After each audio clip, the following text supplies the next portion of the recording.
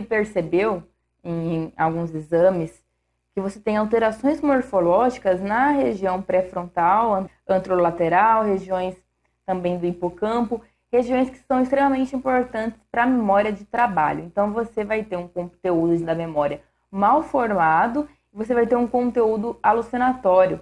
Não adianta você falar, olha, não tem um ET ali não tem uma pessoa, ali não está. A pessoa está vendo aquilo porque ela gravou a informação de uma maneira errada, as informações elas vêm de uma maneira misturada, então é bem complexo, certo?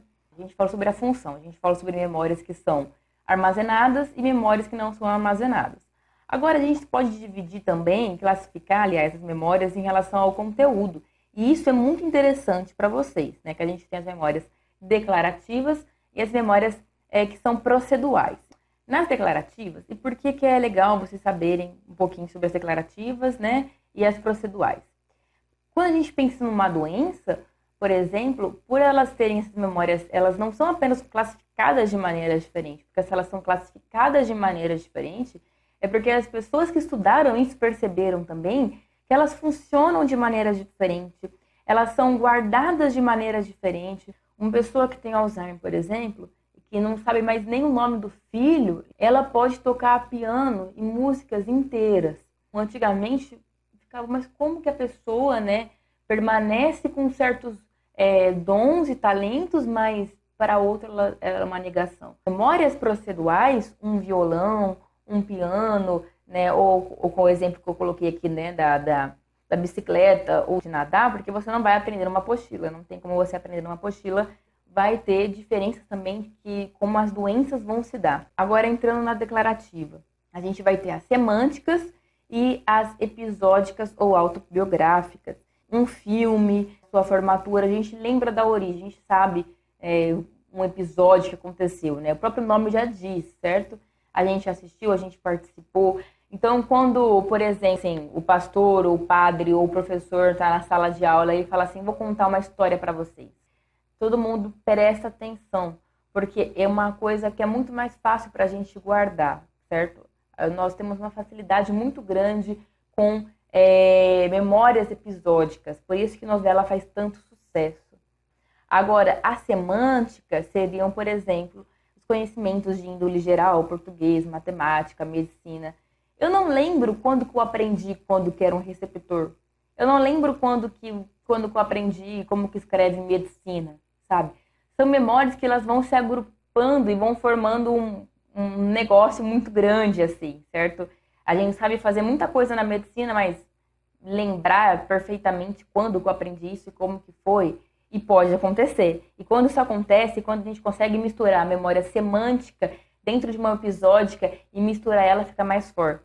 A maneira como a gente pode tentar, e aí fica uma dica para vocês, eu preciso aprender algum conteúdo semântico no meu curso de história, no meu curso de odontologia, no meu curso, qualquer um que vocês façam aí. Se a gente conseguir misturar essas diferentes formas declarativas de memória, vai facilitar para a gente depois evocar elas, tá certo? Porque a gente grava e aprende aquilo que nos marca. Por exemplo, né? O que as pessoas estavam fazendo em setembro, né, de 2001? Muitas pessoas lembram do atentado, o que estavam fazendo? Estavam passando roupa, assistindo TV, ou no caso do Brasil, quando o Ayrton Senna morreu. Com certeza, se eu perguntar para o meu pai isso, ele vai lembrar o que ele estava fazendo nesse momento. Então, aquilo que nos marca, a gente lembra até algo que ontem você não lembrava, tipo, nesse horário. O que você estava fazendo ontem, ou semana passada? Você não lembra o que estava fazendo semana passada nesse horário. A não ser que tenha sido relevante, certo? E sempre que eu vou estudar alguma coisa, eu tento perceber assim, tá, mas por que isso é importante para mim? De que maneira eu posso usar isso? E a gente tem, finalmente, como classificar a memória em relação ao tempo. As memórias de longa duração, de curta e remota. E se elas são classificadas de maneira diferente, porque viram que existem mecanismos diferentes e vias diferentes dessas memórias. É por isso que pessoas que têm Alzheimer, por exemplo, ninguém entende, mas por que ela lembra de fatos do passado e não lembra de coisas que eu falei para ela hoje? Faz todo sentido, gente. Quanto maior as memórias de longa duração, elas estão mais enraizadas. Você acessou ela tantas vezes, sabe? A sinapse foi mais enraizada. O que eu quero dizer com isso? Veja só. A sinapse, a memória, né, elas são um conjunto de proteínas que são formadas, de ligações que são formadas. Então, por exemplo, aqui, a sua avó, o dia que viu você nascendo, que ela sempre fala disso. Por quê? Porque ela formou uma experiência, certo? Então, primeira coisa, ela teve uma experiência que foi codificada em memória e ela gravou aquilo, ela adquiriu aquela informação. Então, ela formou aquela memória. E aí, ela evocou várias vezes. Ela passou várias vezes naquele caminho que ela guardou aquela informação. Cada vez que a gente passa por esse caminho, cada vez que a gente vai e acessa essa sinapse, mais forte vai ficando essa ligação. Mais canais eu vou ter que criando, mais vesículas. Vai aumentando ali a sinapse, né? Ela vai ficando mais fácil, mais forte, porque é um estímulo elétrico, né, que eu tenho que passar por ali. Gente, olha como tudo faz sentido. Lembra da física? Que a gente estuda de resistência e corrente elétrica, né? A corrente elétrica ela vai querer passar por onde tem a menor resistência. Imagina uma sinapse linda, grande ali. É tão fácil de eu passar, é tão fácil de eu chegar nessa informação. É por isso que a gente não lembra aquilo que a gente não estuda, que a gente não vê sempre. É por isso que a pessoa que faz medicina, e depois ela vai se especializar numa área, ela vai acabar esquecendo outras áreas, certo? Um cardiologista não vai lembrar muitas vezes nem o fármaco que é utilizado para aquele tipo de ataque epiléptico que é da neuro, sabe? E que ele viu às vezes no colégio dele, né? Na formação dele, na faculdade dele, aliás. Mas ele não ficou passando por aquilo. Então, você quer um jeito bom de ter memória? É usar a memória. Quanto mais a gente usa a memória, melhor a memória fica. Porque, gente, é igual um músculo. Quando você faz na academia, seu músculo tem uma hipertrofia. Né? Se você não faz na academia, seu músculo não vai sumir. Se você não usa a memória, ela não vai desaparecer. Você não vai ficar sem cérebro. Assim como você não vai ficar sem músculo. Mas se você faz academia, se você faz alguma força, se você usa os seus músculos, eles vão ficando mais fortes, eles vão ficando mais durinhos, certo?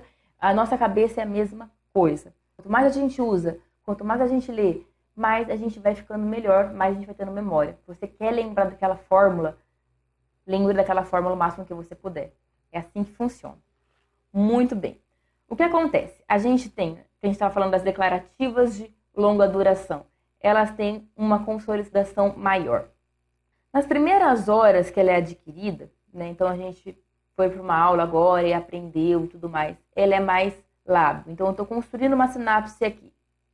Eu quero aprender esse conteúdo. E aí a pessoa sai, depois que ela leu um monte, e vai para uma bebedeira. O álcool, ele atrapalha a formação da sinapse. A maconha também atrapalha a formação da sinapse, certo? Isso saiu na revista Science de 2018, acho que foi. Eu vou só pegar essa referência certinha, tá?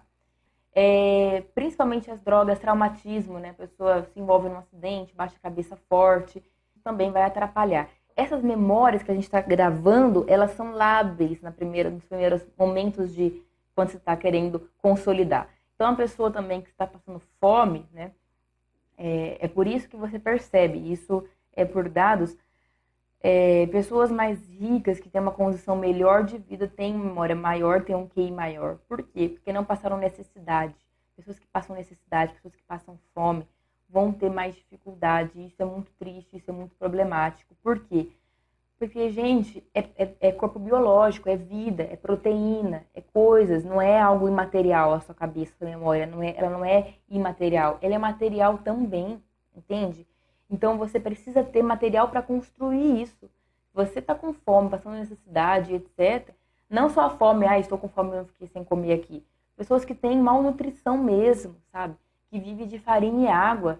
Como que vai ser a memória dessa pessoa? Ela não tem material para produzir a memória, sabe? Falta isso.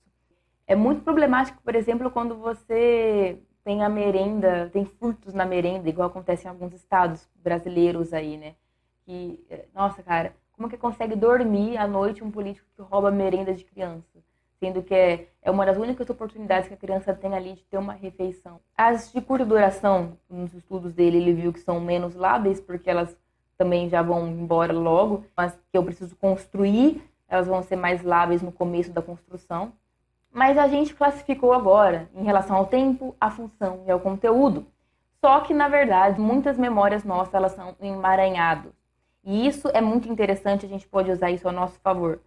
Por que eu vou apenas sentar aqui e ler um negócio e fazer que essa memória fique só um tipo, se eu posso tentar mesclar o máximo de tipos possíveis. Por exemplo, aqui, veja essa mulher, ela está cantando, então ela está usando uma memória, né, procedual, das informações que ela precisa aqui com o dedo, né, com os outros dedos, e aí você também vai ter, em relação à memória declarativa da linguagem da canção, ela está usando uma linguagem, ela está usando algo que ela aprendeu, tem que lembrar toda a cifra. Então você vai ter várias memórias na nossa vida, elas são misturadas. E você também pode misturar outras memórias para formar uma memória também. E aí a gente vai tendo a questão da criatividade, né? E aí vamos lá, vamos conversar sobre problemas na memória, né? O que seria isso, né? Não só os problemas, mas como que acontece o esquecimento. A gente tem mais memórias extintas ou quase extintas do que memórias inteiras e exatas.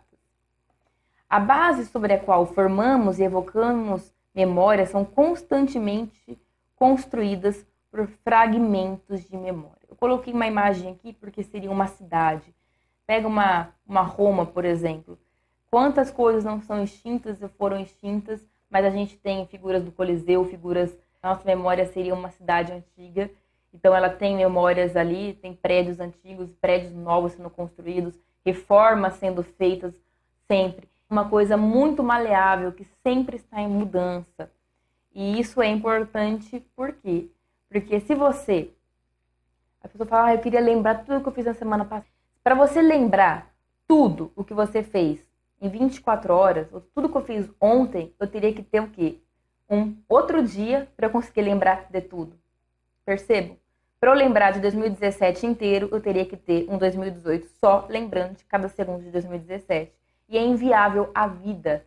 Não dá para você lembrar de tudo, porque seria impossível você conseguir viver. Existem algumas pessoas que têm alguns distúrbios que para ela poder falar algo específico, ela tem que falar tudo para conseguir chegar naquilo lá. Imagina o tempo que ela vai perder. A gente precisa ser capaz de pensar aquilo que é importante, aquilo que é significativo, para a gente poder construir um futuro e construir coisas novas, tá? A maioria das coisas que aprendemos ao longo da vida se extingue e se perde. Através de como? Extinção. A extinção que mais acontece, as pessoas reclamam, eu não lembro nada que eu aprendi no meu ensino médio. Lógico, falta de reforço. Então, é o que eu falei lá pro pessoal, quando eu estava falando essa aula. Quer lembrar de algo? Reveja, reveja, reveja. A medicina é muito assim, sabe? Não importa se ficou um professor lá no ciclo básico enchendo você para você decorar tal coisa. Se aquilo não for importante para nossa profissão, a gente vai esquecer. E aquilo que é importante, os professores vão ficar no nosso pé falando. Você vai sair decorando todos os nervos cranianos de tanto você vê isso no seu curso, por exemplo. No meu curso, aliás. Quer aprender algo, tem que reforçar sempre, sempre. Outra coisa que faz você extinguir, perder memórias, é patologias, são traumas, é um tumor no cérebro, é um abscesso, porque memórias são sinapses, são os neurônios. Perdeu esses neurônios, então você vai ter a morte dessas memórias. E você vai ter a morte graduativa. Nosso corpo, nossas células, elas vão envelhecendo, elas vão morrendo, certo? Nossa pele, nosso cérebro é a mesma coisa. E como que a gente faz para remediar isso ao máximo? É o uso contínuo. O uso contínuo vai desacelerar o déficit funcional da memória. Então, você quer chegar com seus 90, 80 anos, sendo lúcido, lembrando das coisas, tem que exercitar, tem que ler, tem que fazer, gente. Não tem como, tá certo? Aqui, isso aqui é um cérebro normal, certo? Isso aqui é um cérebro com Alzheimer. Vocês conseguem perceber? Isso aqui chama giro, né? Giros e sulcos. Então, essa parte aqui é o giro, essa parte afundadinha aqui é um sulco.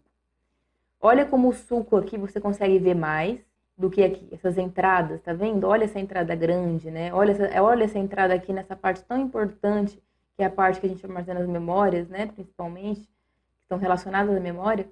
Olha como elas estão afundadas, né? Isso aqui é o Alzheimer. Ele vai causando essa atrofia cerebral. Porém, houve um estudo que fizeram umas freiras num convento, que elas tinham, né, quando fizeram a biópsia do cérebro delas, elas tinham Alzheimer, elas tinham uma atrofia cortical, mas elas não manifestavam a doença, porque elas liam muito, elas estudavam muito. A questão aqui, gente, não é só você ter neurônio, é você ter sinapse, é você ter várias conexões. Então, a gente precisa exercitar muito. Pessoas que têm o hábito de ler muito, mesmo que tenham na genética ou que tenham a doença do Alzheimer, elas manifestam menos a clínica do Alzheimer. E outra coisa que perceberam é que atividade física, eu coloquei inclusive isso daqui, porque ela retarda o aparecimento do Alzheimer em mais de 5 anos. Você percebe, é interessante, o estudante de medicina no primeiro ano, poucas pessoas na sala fazem atividade física, seria a média geral. Vai chegando no terceiro ano, você vai aumentando, na minha sala quase todo mundo faz alguma atividade, nem que seja esporte, mesmo que a pessoa não faça academia, ela faz algum esporte, ela faz alguma coisa. Todo mundo faz alguma coisa. Porque você acaba vendo muito na sua vida. Você vai vendo pesquisa atrás de pesquisa, você lê dados, você come livros ali que estão falando, olha, pessoas que fazem isso, acontece isso. Aí fica meus amigos, vamos correr porque pra gente ter mais vida de qualidade. Nada com um bom choque de realidade, né? A pessoa fica o dia todo vendo a realidade e no final tá todo mundo fazendo alguma coisa, porque, né, quem tem corpo tem medo.